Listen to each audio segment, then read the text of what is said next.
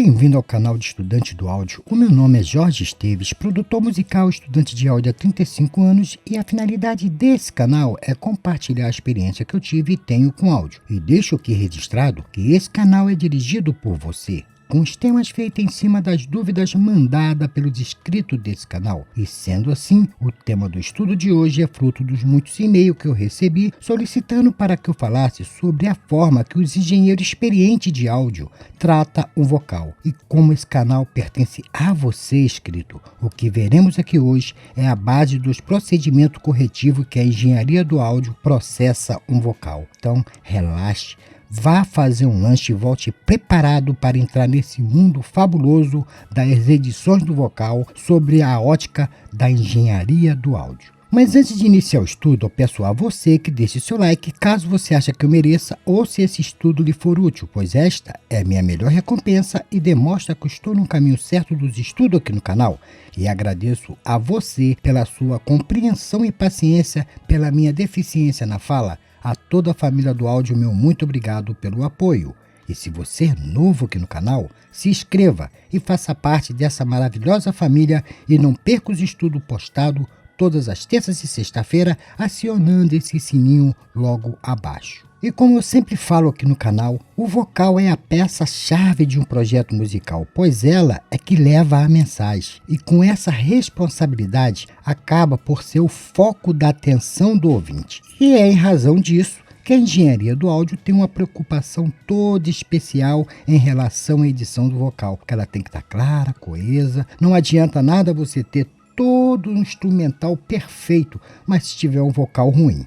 Então a engenharia do áudio processa isso em duas partes, que é a edição corretiva e a edição criativa. Na edição corretiva, segue com os processos básicos comuns a todos os vocais, tanto feminino como o masculino. Já no criativo, é algo que depende do projeto, pois a criação é feita em cima do tema do projeto. Eu sempre cito aqui como exemplo a música da Marisa Monte, Catedral, onde a voz da cantora ali naquele CD é coberta por uma ampla reverberação, porque a música fala de amor, mas fala da catedral. Esse é o tema da música. Então, assim é. Cada tema pede um fator criativo.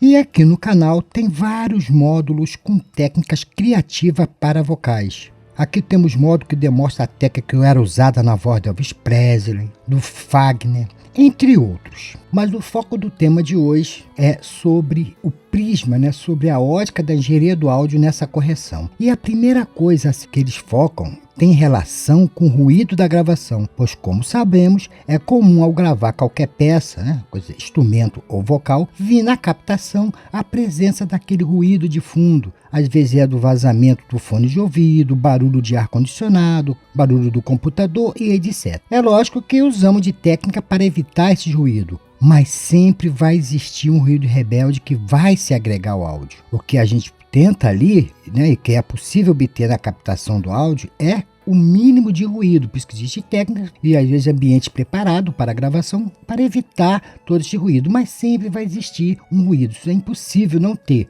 Lógico que vai ser o menor possível. E caso você pule essa etapa dos problemas do ruído e resolva fazer as correções de frequência, as correções de dinâmica, tudo que você vai conseguir é acabar de estragar o material do áudio. Para que fique bem entendido isso, eu vou usar um desenho. Vamos supor aqui que eu estou captando o áudio, isso aqui é o ruído. Então aqui vem o ruído, não começou a gravar e começa o cantor. O cantor está cantando, aí tem os momentos de silêncio, que entra o ruído novamente. Então nós temos aqui ruído e temos ruído. O que acontece? Se você faz as edições corretivas, por exemplo, de compressor. Tu usa um compressor aqui. O que o compressor faz? Ele diminui os picos e aumenta, isso não sobe esse meio. Quando sobe esse meio, o que vai acontecer? Esse ruído vai subir junto, tende a subir. Que a tendência não é isso? Subir o nível do áudio e diminuir esses picos, cortando os picos. Então, logicamente que vai haver mais ruído. Você pode ver que se tu tiver um áudio, você quando mete o compressor, os ruídos se tornam mais evidentes.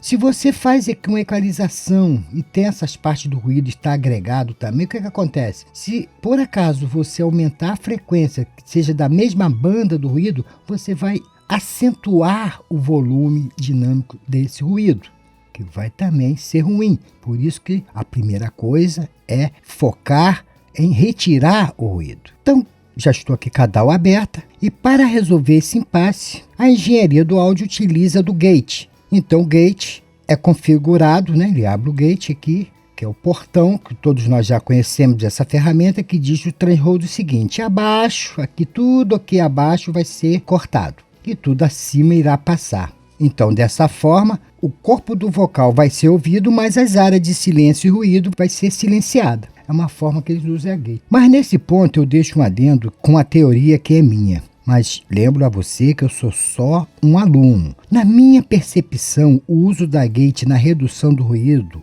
ela é válida. Mas tem que ser feito por um domínio completo dessa ferramenta. Porque se você fizer uma má configuração, você vai deteriorar o áudio. Exemplo, é um release mal configurado, né? Que tem aqui o tempo que a porta fechou, ela, e depois tem um tempo que ela permanece fechada e abre. Ou o ataque ser mal configurado. Eu vou voltar lá para o desenho. Estamos aqui no desenho, o que acontece?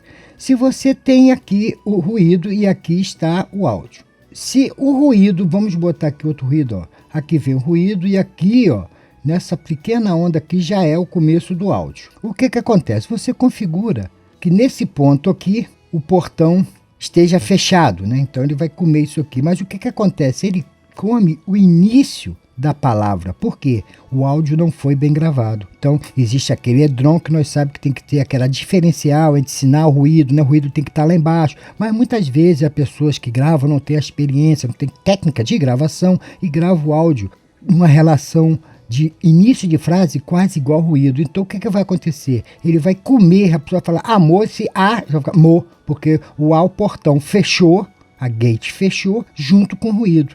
Aqui no canal tem um módulo de como usar corretamente o gate. Mas eu acredito também que tem situações como essa, onde o áudio e o vocal não foi captado corretamente, ou seja, os inícios das frases vai ter quase a mesma dinâmica do ruído. Assim, para esse caso, eu aconselho, em vez de você usar gate, em situações como essa, é melhor você usar ferramenta específica de ruído. Vamos voltar para a DAW. Então, repetindo, nesse caso, é melhor você usar ferramenta específica de ruído, como por exemplo o X-Noise. Por quê? Ele aqui lê, você vai tocar e vai ler só a parte que aqui, esse arquivo aqui já foram todo limpo. Aí não tem nem como eu demonstrar, mas aqui pela explicação que aqui não é uma aula sobre isso, que existe já aqui módulos sobre isso. Estou apenas reprisando. Ele lê só a parte do ruído. Tu pega uma parte do ruído, ele vai ler. Depois que ele leu, pronto. Você vai botar o threshold onde está o ruído, que ele vai mostrar aqui graficamente onde está aquele ruído. O que acontece? Ele vai passar em todo o áudio, mas só tirando aquela amostra, que ele já tem uma amostra do que era para tirar, que é o ruído. Tanto de noise, né, que é o shh, como o hum da energia elétrica, da mesma forma. Então você tem essas ferramentas para tirar não só da Wave, como o TX9, na indústria do áudio, tem milhares de ferramentas com essa finalidade, como a EasyTop tem aqui, por exemplo, o The-Reverb, por exemplo, que às vezes tem áudio que vem com reverberação, que acaba sendo uma sujeira também, é um ruído, porque o áudio foi muito reverberado e vai atrapalhar, às vezes, dentro da mix, que você quer botar aquele instrumento num local e ele está com a reverberação excessiva, então tem instrumento para tirar reverberação, que é o The-Reverb, por exemplo, da EasyTop. Temos o Declick para tirar aqueles, né, que você mal gravou. Se você gravou erradamente, houve algum clipe, né, extrapolou o nível de EDROM, passou, ele distorceu, clipou. Temos ferramentas também para tirar todas essas impurezas, todos esses ruídos que não fazem bem à sonoridade do áudio final. Então agora você já usou as ferramentas, vamos supor, você já se livrou de ruído. Então eu vou te fazer uma pergunta. Então agora é hora de fazer, né, as correções de frequência e dinâmica, não é mesmo? E a resposta é não, porque ainda temos os ruídos da onde? Da baixa frequência. E aí você irá perguntar, mas que ruído é esse, Jorge? Vamos voltar para um desenho. Eu vou aqui selecionar isso aqui, vou apagar e vamos lá desenhar novamente. Vamos dizer que aqui está a frequência da voz. E o que acontece com a frequência da voz? Né? Vamos dizer que aqui seja, o cantor começa aqui a sua tônica em 100 Hz. Então está aqui. Só que existe os harmônicos, como sabemos, por definição, a frequência que causa a primeira ressonância de uma onda é chamada de frequência fundamental, onde podemos chamar de tônica, e dela provém os demais harmônicos, né? Assim que acontece em qualquer tipo, que é uma vibração. Então aqui está. Então quando o som vibra, ele vibra tanto para um lado como para o outro. Então o que acontece? O cantor cantou aqui, mas tem as vibrações, né? Que são a ressonância, que vai descendo nessa casa para 50 e vem vindo 30, dependendo da onde for a sua fundamental. Se fosse no caso de 100, vinha descendo em resposta a isso. Só que aqui é a área que fica o quê? O contrabaixo, aqui fica o bumbo, e quando se soma, ele acaba sujando tanto esses instrumentos que usa essa banda de frequência, como o próprio vocal que se soma aos dois. Então, assim, nós temos que retirar esses harmônicos. E para isso, vamos usar um filtro para cortar essa frequência. Vamos voltar lá. Vamos supor que isso aqui é um vocal. Cadê? Eu não tenho vocal nesse projeto. Mas você colocaria... Eu vou aqui excluir tudo. Calma aí. Eu colocaria aqui um analisador. Ou poderia usar também, eu vou fechar aqui, um com analisador, né? Usaria um equalizador com um analisador. Eu vou ver se eu acho uma aqui. Esse aqui eu acho que é. Então vamos supor que isso aqui seja a voz. Não é um contrabaixo, mas é a voz. O que eu faria? Ó, chegava aqui, ia fazer o quê? Aqui a voz começa onde? De 100. Né? Começa aqui de 100. Então eu vinha descendo, ó. E cortava toda essa área aqui, ó. Por baixo não dá certo, porque aqui é a área do baixo, ó. Mas eu tirei. E no vocal feminino, que é o contrário, começaria em 250. Você vem em 250, vem descendo até ver um ponto que não vá perturbar a voz. Embora geralmente da masculina ou mesmo feminina, de 100 para lá, você já geralmente acaba aqui, com um corte assim, né? Com um declínio assim. Então você se livra dessa área. Bom, agora você vai me perguntar, Jorge, creio que terminamos com ruído, não é mesmo? A resposta é não. Por quê? Temos agora que verificar as sibilâncias. Lembra que no vocal muitos têm aquela voz um pouco anasalada e é comum do ser humano ter aquele S. Esses S estiverem causando pico em uma gravação de vocal muito excessiva, isso é ruim. Quando você bota, por exemplo, o reverb, você potencializa esse S. Quando você vai usar o compressor, potencializa esse S. Então existem ferramentas, todos nós sabemos que é o DS. Ele tem a função, vamos achar aqui um rápido, vamos pegar aqui, por exemplo, da EasyTop. Aqui, temos um DS aqui, eu vou jogar o DS aqui. E você usaria essa ferramenta para tirar a tenda wave, tem vários DS por aí, como você também poderia usar. Tem aqui um estudo que mostra como usar o equalizador. Você pode usar o equalizador e naquela área específica você vai, né, atenuar onde está o DS, tirando aquela parte específica onde está concentrado a frequência do S. Com isso você atenua ou retira. Mas tem ferramenta, que é o DS de muitas empresas, Waves e Top, e outras empresas têm essa ferramenta. E são ferramenta voltada para esse problema. Agora sim, neste ponto o áudio já está pronto para começar os processamentos. E agora que acabou toda essa limpeza, vamos usar o quê? Equalizador, compressor? Não. É a hora de você usar um afinador, como por exemplo o Melodyne, Autotune. Por quê? O que você tem que fazer? Realmente a voz leva a mensagem, então ela tem que estar bem afinada. Às vezes ela está atrasada em relação ao instrumento. Você com o Melodyne, você traz ela um bocadinho, botando ela sincronizada aos instrumentos, dentro do tempo certinho, caindo. E principalmente afinando para que quem escute seja agradável, esteja afinada, não contenha erro. Então, aí é que você usa o Melodyne ou qualquer outra ferramenta para afinação. Porque muitas pessoas têm mania de já bota o áudio lá, já vai logo afinar. Mas quando você afina, você está afinando os ruídos também junto. Então, não. Afinou? Aí sim. Agora já afinei, já meti lá o Melodyne ou um Autotune, né, o afinador de minha preferência.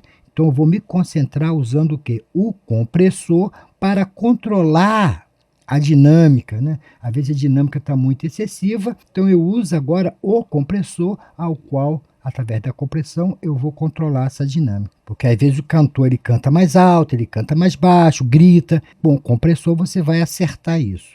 Mas um dos problemas deixados após a compressão é pelo fato da própria compressão, porque muitas frequências acabam perdendo o seu potencial sonoro. Então nós temos agora que já metemos o compressor, temos que recuperar e dar vida a esse sinal do áudio, que às vezes o compressor atenuou demais.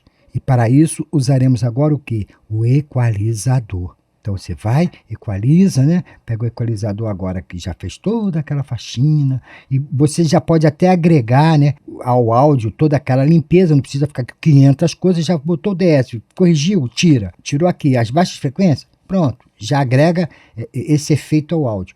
Então aqui agora nesse caso, o que eu ia fazer? Eu ia simplesmente procurar dar ganho, pegava aqui, aumentava um pouco aqui a tônica, aqui a parte da clareza da voz eu ia aumentar. Existe aqui vários modos que existe a equalizar, a fazer compressão de vocal. Aqui foi só um apanhado que muita gente pergunta: Jorge, qual é assim a fórmula que os engenheiros de áudio usam para edição do áudio corretiva? É essa que eu estou passando aqui, ele vai seguindo esse passo a passo. Então depois que ele mete o equalizador, né, e melhorou, e às vezes ele usa de novo o compressor para o quê? Atenuar, às vezes ficou muito atenuada certas frequências, então você às vezes precisa usar de novo o compressor, mas na maioria das vezes não, você usa o compressor, atenua, depois você resolve com o equalizador. Então agora, assim, o vocal está pronto para a parte criativa, onde entra o quê? O reverb, o pitch, que às vezes o cara quer dar uma tonalidade melhor criativa, delay. Então é a parte criativa. E todas essas partes criativas e tanto corretiva, existe módulos específicos falando de como equalizar um vocal, como comprimir um vocal, tudo temos aqui já ao nosso dispor no nosso canal. Então a ideia desse estudo de hoje aqui foi expor a teoria da engenharia do áudio nesse processo e não demonstrar de forma prática. Por quê? Esse módulo hoje ia acabar demorando horas e muitos iam acabar reclamando. E mesmo assim, como eu já disse, cada parte comentada aqui tem um módulo com explicação dos procedimentos, o que não seria necessário repeti-los aqui. Então, creio que o básico do assunto que foi me perguntado já foi tratado. Resta agradecer a você, meu irmão e minha irmã, pela sua presença. Se esse estudo lhe foi útil ou acrescentou algo ao seu conhecimento, peço que deixe seu like, porque esse é meu melhor pagamento. Voto de sucesso nas suas produções. Estou sempre respondendo os e-mails que vocês mandam para mim aí nos comentários, os e-mails. Às vezes eu demoro um pouco, que minha vida é atribulada, mas tenha certeza que eu tenho muito carinho por esse amor, por esse apoio, por essa amizade que eu tenho recebido de vocês. Muito obrigado de coração, de verdade. Muito obrigado mesmo. Eu vou aguardar você aqui para o próximo módulo, querendo Deus.